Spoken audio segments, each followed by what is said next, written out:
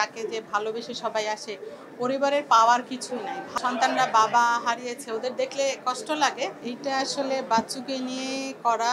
আগে ২ বছর আমি আসিনি, তারপরে চিটং band music association Ayub Bachchu ফাউন্ডেশনের সাথে যখন জড়িত হলো, আমি ফার্স্ট টাইম যখন আসলাম, বাচ্চুর ভক্তরা এবং ওকে যে ভালোবেসে বড় ভাইরা যারা আসে, তাদের এটা দেখে আমার খুব ভাল লাগলো। এবং আসলে এটা আসলে মিলাদের থেকে হয় কি সবাই একসাথে, কারণ ব্যান্ড মিউজিকের সবাই তো এখানে কোথাও আসার অতটা সুযোগ পায় না, এখানে আসে, তার ভক্তরা আসে দূর দূরান্তের থেকে।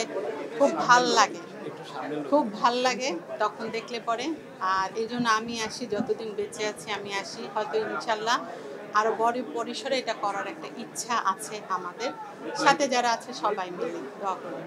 আসলে এখানে তো এই ভালো লাগাটা, যেখানে তাকে যে ভালোবেসে সবাই আসে, পরিবারের পাওয়ার কিছুই নাই। ভালো লাগে, যারা সন্তানরা বাবা হারিয়েছে, ওদের দেখলে কষ্ট লাগে, কিন্তু সবাই যখন একসাথে হয়, বাচ্চুর কাজগুলো নিয়ে কথা বলে, স্মৃতিচারণ করে, এটা শুনলে খুব ভালো লাগে। এবং ব্যান্ডের ছেলেপেলেরা তাদের অনেক না পাওয়ার কথা বলে, হতাশার কথা বলে, শুনতে ভালো লাগে। কষ্ট তো আছেই।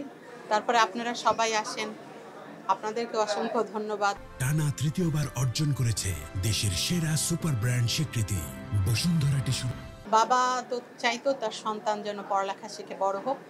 ও অন্তত ওই দিকটা, ওই লাইনটাতেই এগিয়ে গেছে। তো করে হয়তো কখনো আপনারা বাংলাদেশের কোনো মঞ্চে, আমার ইচ্ছা আছে ও আসবে, বাজাবে। সময় এখন তো আর আমি বলতে পারি না, তখন আপনারাই থাকবেন সামনে। ট্রুলি কথা, আজকে আমি যারা খেলোয়াড় অনেক দিক থেকে পায়, এরা তো সবসময় ডিপ্রাইভ হয়। বাচ্চা তো ফাইট করতে করতে, একটা মানুষ তো এত পশ লাইফ লিড করে, গান বাজনা করে, ওর পরে তো আর জেনারেশনটা পারতো না।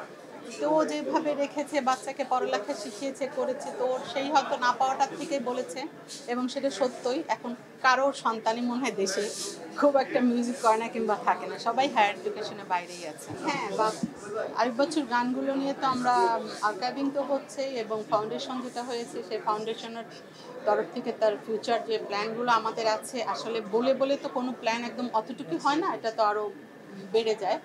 তো সেই হিসাবে আমরা কাজ করছি, এবং বাচ্চুর গানগুলো আপনারা আনলিমিটেড সংগুলোও শুনতে পাবেন, এবং সবই ভক্তদের সামনে আসবে।